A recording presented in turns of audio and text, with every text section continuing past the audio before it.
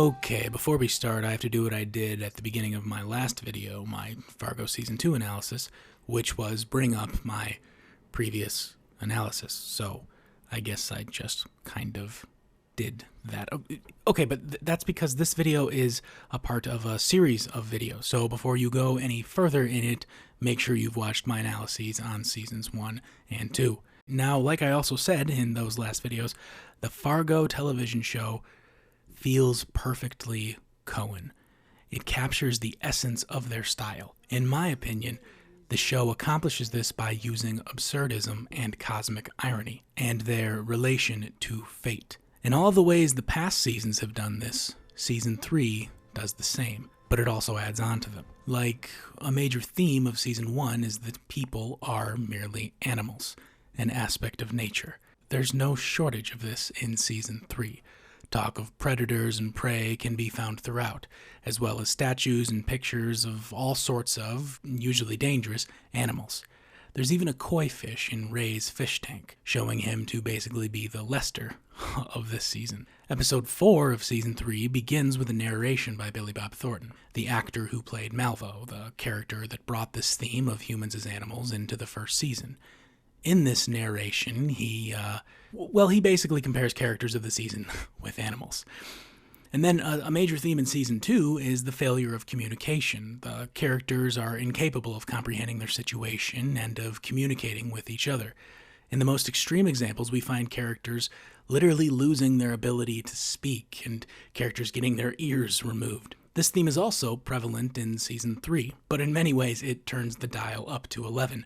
I mean, there is a fight scene where a deaf man slices off another man's ear with a 1 in a million axe throw. And then, of course, the other seasons of Fargo like to have hints that they're aware that it's just a show. You know, that stories within stories thing it has going on. This is most apparent in Season 3. There are even shots in Episode 1 where sequences of Season 2 are playing on Ennis's TV. And I don't know how much more self-aware you can get than this.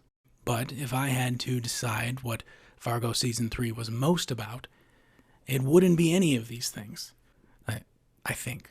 What Season 3 is most about, it's about uncertainty, I think.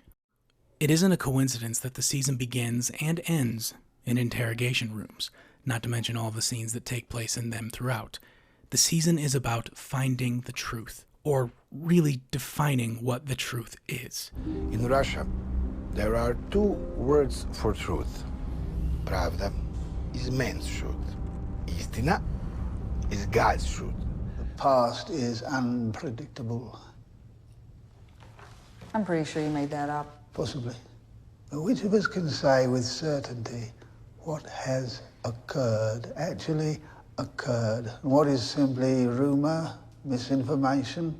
Truth, stories, certainty, all these words become difficult to define in Season 3, and I love it. It is a towering accomplishment of filmmaking. I think it's even better than Season 2. Now, especially technically speaking, the shots, the effects, the music, the acting, it's all perfect. But what shines brightest here is the philosophy, the depth at which this season poses its questions. But before getting real far out, let's go back to that concept of absurdism. Remember that? The meaninglessness, the absurdity, the author with that silly French name that I've mentioned in the last 2 videos.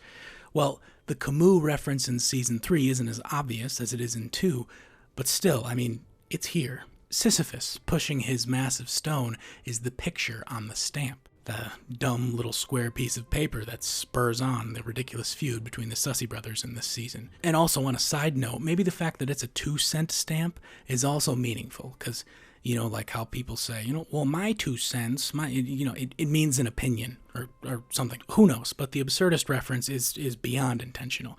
The story is absurd to its core. Its characters are confused, lost in ridiculous, illogical, indefinable situations. Don't.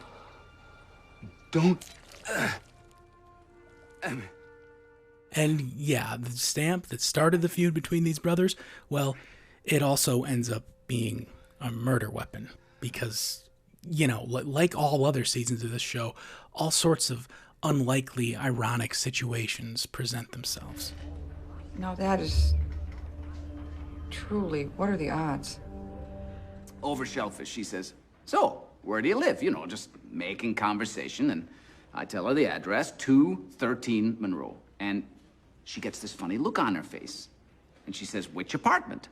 So I say, 16. And now, the look gets even funnier, and she says... I say, what are the odds? I lived in that same apartment for 3.5 years. I still had the key. But the absurdity runs deeper than seemingly random coincidences. The total collapse of comprehension is what Season 3 is really about. But it isn't like Season 2, with characters being dumbstruck by the sight of the UFO. Season 3 isn't just about the characters not understanding. It takes the absurdity and uncertainty even further by making even the audience unaware. It purposefully confuses us, misleads us, making us feel as lost as the characters on the screen. It looks like my world, but everything's different. It's brilliant and hypnotic and totally unique. The only thing I can think to compare it to is the Coens' film A Serious Man, which makes sense considering the star of A Serious Man plays a pretty major role in this season of Fargo. It's a fact. It never happened! That doesn't make it any less of a fact. Stock price drops 93% in 8 hours. One day it's solvent, the next it's worthless. Perception of reality becomes reality. Sir? You're gonna have to leave. I just did.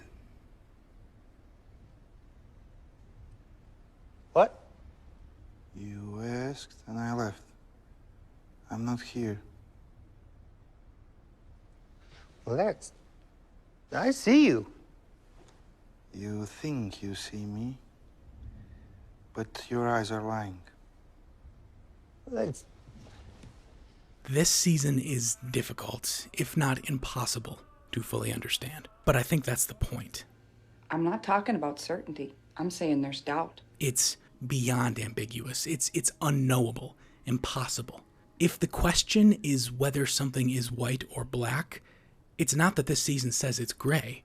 It's that it's both colors simultaneously, which makes no sense, but that's the point. The point is that it makes no sense. I get this. Okay, this is leading me to what this season is most about, the uncertainty principle, the Heisenberg uncertainty principle. You know, the Heisenberg uncertainty principle, which, now that I think about it, it's no wonder that Heisenberg was the name given to Walt in Breaking Bad. It's not that Walt is good or bad or even somewhere in between. He's both. And also neither. At moments, Walt seems like a hero. In others, a villain. We can't really ever truly know whether he's this or that. It's the uncertainty principle, which I should probably describe. But, you don't really need to know all the physics about it to understand what it says. Basically, what it boils down to is... the uncertainty principle. It proves we can't ever really know what's going on. We can't really know anything at all. It deals with the concept of superposition, where particles exist in two positions at once, in two different states at once. You know, the Schrodinger thing, that relates to this, where like there's the cat in the box and it's both dead and alive before we actually open it to see. Basically, what it all means is that with humanity's understanding of physics right now, at least with quantum mechanics in mind, there's no way for us to really measure anything, to observe anything, to know anything without actively interacting with it, therefore changing whatever it originally was. Our uncertainty makes things seem to exist in two different states simultaneously. When there's no actual way to see things objectively, then there's no way to know which version of the truth is the true one. This is what superpositions, or being in two different states at once, is all about. He asked to see the books. Yes. That's all right. We'll show him the fake ones. That's... Wait. We have fake books? They call it quantum something. It talks about how we're all just particles. The largest clue to this here in Fargo Season 3 is how the characters, like quantum particles, often seem to be in two positions at once. Gloria exists, but then also seems to not exist. For any technology that recognizes motion, recognizes, human existence in front of it, it seems to not know she's there. Her murdered father is also kind of not her father. Gloria is also both police chief and not the police chief. She's both divorced and not divorced.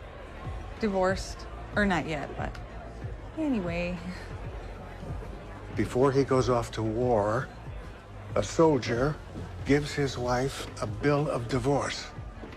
He says, "Dear, this is your bill of divorce. If I don't return within 12 months, it becomes effective from this moment onward." Meaning that if he dies, they've been divorced the whole time he was gone. If he returns, they were always married. Huh. Which means, if you really think about it, for the entire year, she was married and divorced. Now, some of these questions end up having objective answers, sort of, but it's all about perspective, about timing. When we see her in the story, none of the answers to these questions are visible until we reach the time for them to be answered, for their properties to be observed and understood. Think of that moment, that scene when she discovers her father but not father sitting in his kitchen. He's just sitting there, motionless, which is odd, but we can't see enough of him to know the details. Gloria, like the audience, has no idea if he's dead or alive. In this moment, he might as well be in a state of both, just like Schrodinger's cat in the box. Or in the LA episode when Gloria sees the shoes under the curtain. Are those an empty pair of shoes? Or is there a man in her room with her? Until she moves the curtain, there's no way to know. This is the most prevalent theme in Season 3. And in many ways, this makes it sort of opposite of Season 2. The characters in Season 2 are controlled by fate. Their positions are known with certainty. The UFO in Season 2 that spurs along and observes the story is the main clue to this. It is Season 2's representation of fate. It highlights the characters being on a set path. But in quantum uncertainty, there are no set paths, no set positions, just superpositions. The characters in Season 3 don't seem to be on a predetermined journey.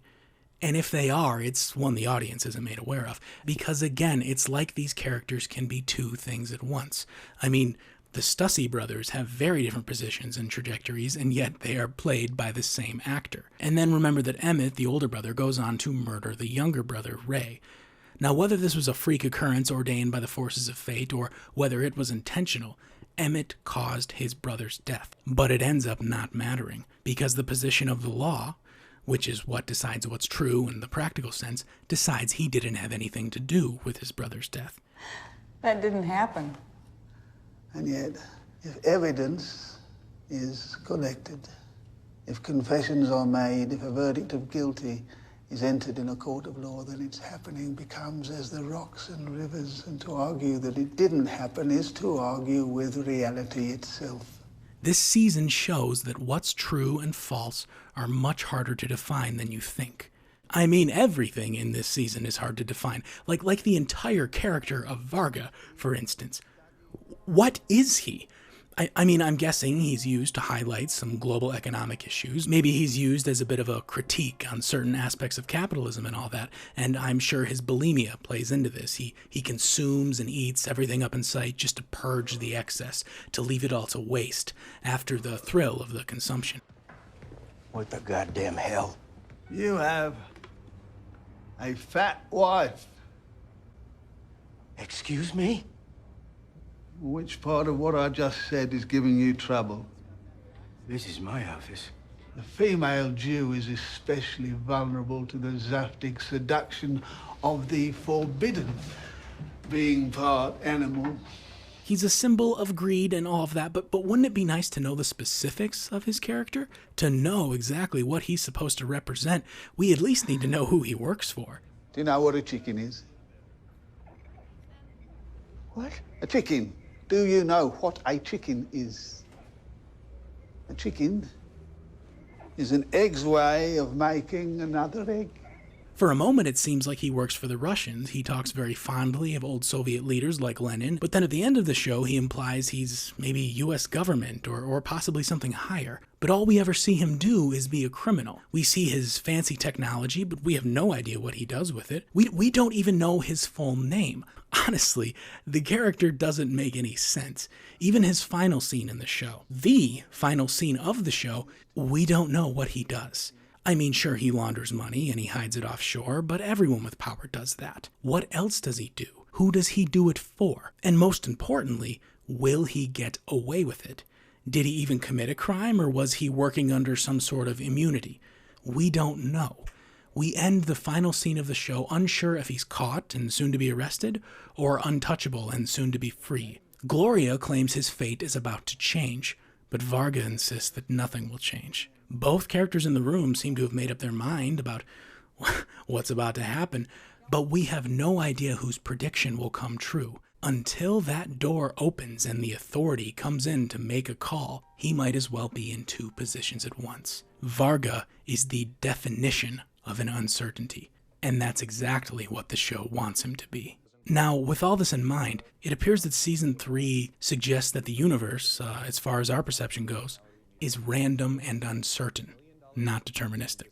But let's not close the book on this yet, because at the same time, well, this season also suggests the opposite. Like the superposition of characters being both one thing and another, the show itself and its meaning seems to be doing something similar, because just when the show claims that all of its characters are unpredictable, unobservable, it throws in some cosmic irony, as if there's some sort of higher force calling the shots. Now, throughout every season of Fargo, there are hints of the supernatural. This is where the cosmic irony comes in. A deer causes the entire story of episode 1 to occur, and then the Christian God intervenes closer to the end. A UFO puts the story of the second season in motion and then decides how it ends. Season 3 does something like this, but it takes a slightly different approach. Season 3 handles this concept in a similar way to the Coens films The Hudsucker Proxy and The Big Lebowski, by having a friendly human character that's aware he's in the story, observing the story, maybe even manipulating the story. And this character is, well, he's basically God. This season even doubles down on the Lebowski reference by unveiling this God character in a bowling alley. Now, for as much as the audience is uncertain, this guy seems to have a pretty good idea of what's going on and what's going to happen. He understands the fates of the characters. He's like the UFO from Season 2. It intervenes with and maybe even dictates the plot. And again, in Season 2, the prevalence of a blue light throughout every one of its episodes is a major clue to this, because it's the same blue light that emits from the UFO. This shade of blue, this sort of aqua or teal, it hints that the characters are on a fated, predetermined path. Through set designs and even more so color correction, this shade of blue is in nearly every shot of Season 2. And color correction or color grading that's uniform throughout an entire movie or show, it isn't unheard of. The Coens themselves did something similar with Oh Brother, Where Art Thou? And I mean, that process itself was very, very interesting. I mean, to not get too nerdy here, they took out a lot of the color in Oh Brother, Where Art Thou? And in particular the green, and they replaced all of the green with this dry-looking yellow. But anyways, the second season of Fargo has this blue color everywhere. And if you've watched my last video in the series called The Blue Light Theory, you'd know that I think that all of this color grading is beyond intentional. Why I bring this up again is because, well, I think Season 3 has something to do with this. Something that proves this theory to me even more. Because you see, when it comes to this color of blue, Season 3 of Fargo does the exact opposite. Rather than going out of its way to have this shade of blue throughout all of the season, it goes out of its way to remove it. Besides a few specific scenes and the episode that takes place in LA, the third season of Fargo just doesn't have any blue. The sky, the trees, even popsicles that would normally look blue look gray. And I guess this makes sense, because if this light represents characters stuck on a predetermined path, if it represents the forces of fate, it would only make sense that the characters in Season 3, whose path seems to be uncertain, wouldn't come into contact with this color. But, like I said, there are some moments in the season that look like season 2 that are bursting with this aqua-colored light. The most important shot of the season, which also happens to be the very first shot of the season, is bursting with this color. It's a strange-looking shot that slowly shows itself to be the inside of a microphone that's monitoring, spying on the characters below, much like the UFO from season 2. This little opening scene that takes place in a Russian interrogation room is drenched in this shade of blue. It isn't until we move into a colorless painting on the wall, thus beginning the main story within the main setting of the season, that this blue light, and all blue in general, is completely stripped away. But again, there still are moments with this blue light. The very last scene of the season, which is also in an interrogation room, it is bathed in this blue light. And then notice that a large concentration of this light is coming from the hallway, from where the man is coming to decide the fate of Varga, to say exactly what is certain. But other than these two scenes that bookend the entire season, blue only shows up a little bit in season 3. And as the season goes on, it starts to show up a bit more. In the beginning, it's non-existent. As it goes on, it shows up more, but still it's rare throughout. And then I guess I should also point out that the color green is even rarer than blue. I mean, it too is basically non-existent in the season, except for the one scene where the God character gives Nikki and the deaf guy a bright green beetle. Now, I'm not going to pretend to know what this means. I mean, I have no idea. I'm not going to pretend to have this whole color thing figured out. Maybe there is nothing to figure out. I mean, I'm not even sure if anything about this season is possible to figure out. I just hope that I'm on the right track here. Because what I do notice when it comes to colors is that the amount of blue from season 2 to season 3 is striking. And in the rare moments where blue does show up in season 3, it seems to maybe mean something. Now, again, maybe I'm crazy, but again, I think this is exactly what the season wants me to think. Now, I'm aware that I might be reaching here. Some of these moments, I mean, when I see blue show up, I mean, maybe it means something, maybe it doesn't. I don't know. I'm not saying that I completely have all this figured out. I'm just throwing out what I saw and what I think, so bear with me. In the scene where Nikki is waiting for Ray at the motel, this is pretty much the first time we've seen any blue like this in this season, except of course for the episode that was set in LA. Now, she leaves her motel room, which has a blue door, to get some ice. The icebox has a blue glow, much like the freezer from season 2. Now, as she's getting this ice, an assassin enters her room. This is the assassin who's always listening to music, which he does with his blue earbuds. Now, in the time it took Nikki to get this ice, the assassin gets a message on his phone, which pops up and glows blue. This message tells him to abort the assassination. And then later on, when we see Ray's body, the same assassin uses a blue light to look for evidence around the corpse. Later on that episode, when Gloria is driving, we see a faint blue light cover her face in the car. Again, we haven't seen anything like this in the season up to this point. It has been nearly black and white whenever there's any blue. And then off in the distance, we see these little blue lights out of focus that are nearly identical to the UFO's color.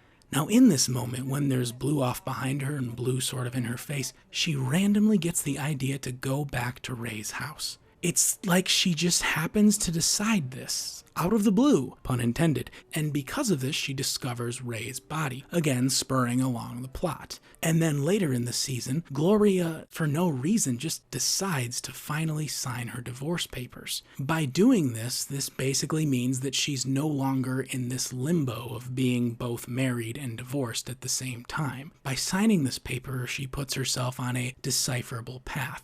When she actually looks at the divorce paper to sign it, there's a little blue tab on the side showing her where to signature. And, yep, that's about it. There really isn't any more blue in the show. I mean, you can tell when they are filming things that are blue, you know, like the sky, for instance, but you can also tell that they purposefully sucked all of the color out of it. I'm sure there are other scenes where there are little blue things, and I'm sure I missed plenty, and there are much more that I could talk about, but I don't want to spend an entire analysis talking about the color of blue like I did last time. But still, I do need to mention one more thing. Now, this episode's color is normal. By that I mean that it has blue in it. Now, it's not that this blue is emphasized like it is in season 2, it's just that it isn't completely removed like it is in the other episodes of this season that are set back in the snowy Minnesota. Now, I could make an entire essay on just this episode. I love it so much, so much, and it is just jam-packed with all the themes that I've been discussing here. But instead of discussing all of that for an hour, I'll try to be brief. Now, for one thing, this episode shows the whole stories within stories thing that Fargo seems to always have going on. There's this great animation of Gloria's dead father's sci-fi book that he wrote in the 70s. While Gloria sits on the plane next to a character who ends up being God, she reads it. This book tells of an eternal alien robot observing the universe, trying to learn and saying, "I can help." Now, what I found interesting about this alien is that his eyes happen to be the same exact color that, that color that I'm sure you're probably getting pretty tired of hearing about, so let's just move on to something else about the robot. Okay, so the robot is from the planet Y. It's spelled different, but I think the intention is clear. The robot is trying to observe and answer the great question, the why. And like I said, the robot goes around saying that he can help. But what's interesting is that he never actually does. He never actually interacts with any of the stories that he witnesses. Like the scientists trying to understand the position of a particle, they can't ever interact with it. This lack of certainty extends beyond this little robot story and into the entire episode it's found in, and really the whole season. This episode in LA is all about the lack of understanding, the absurdity. Gloria can't figure out what happened to her father and his science fiction screenplay that was based off of this book. And the only man that does know the full story is hardly able to communicate with her. As soon as you get close enough to observe something, it won't let you. The box she finds in her motel room is pretty on the nose here. And even when Gloria does get an idea of what happened in the 70s, it ends up having nothing to do with the case she was originally investigating. Meaning the entire episode does nothing to move along the plot. It ends up being all for nothing. No. It's just a story. None of this has anything to do with it. This episode, this season, it seems to be telling us that nothing happens for a reason, that there is no plan. It's all just random. But then, at the end of this episode, we learn that Gloria is staying in the same exact motel room that her father was staying in all the way back in the 70s.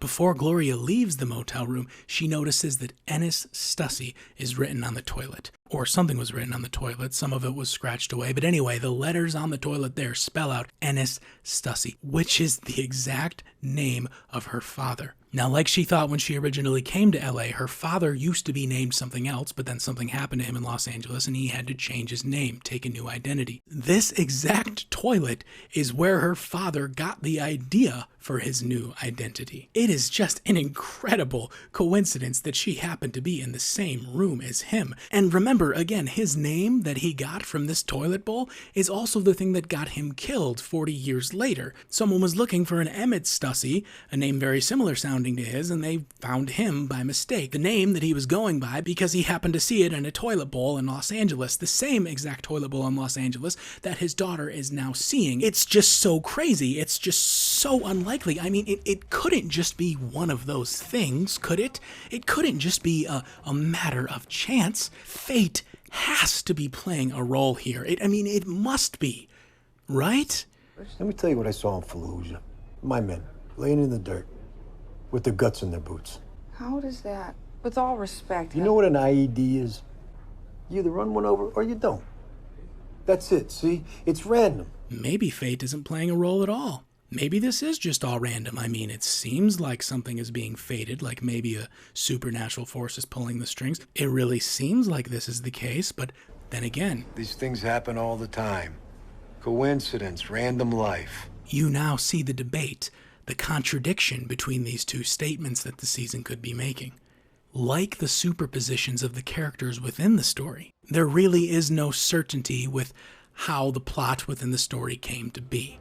Fate had delivered Gavrielo's target to him, and he would not miss twice. That never happened. Let each man say what he deems truth, and let truth itself be commended unto God. As things are both true and not true, this story is both fated and not fated. But again, hasn't this always been the point? Like so many of the Coens' works, and like all the other seasons of Fargo, this is what it's most about. It asks that question. Is this all just a matter of fate or chance? And this is a question that it can never really answer. Because you can never be sure. There's always uncertainty, ambiguity. And season 3 takes this ambiguity a step further, many steps further. It forces the audience to accept that there are some things they just can't know. Sure, at times it seems to be under something's control, but then it tells you the opposite at other times. It's purposefully contradictory. It doesn't want to be understood. And in making its point so impossible to understand, it ends up perfectly making the point that everything is impossible to understand. At least I think that's its point. Like the characters also clearly have fates. I mean, in some ways, I think, but they both do and they don't. So I guess, like in a way, the show itself is in a superposition between having superpositions and not having superpositions. Like right? I mean, I don't know. It's confusing. I mean, it's near paradoxical. It's genius. It's absolutely genius. But I don't know if that's what it actually is. Is that really what it's saying? I mean, it's like the quantum particle. As soon as you can focus in on and observe what it is, it becomes something else. It's either that or I'm really stupid. And if this season has taught me anything, I'm guessing it's both. Also, Emmett's car runs out of gas and then he drives away with it a minute later. Okay, I'm ending this here because I'm literally going insane. So, I hope you enjoyed watching my descent into madness. Check out these other videos over here. You might like those too. Okay, thanks. Bye.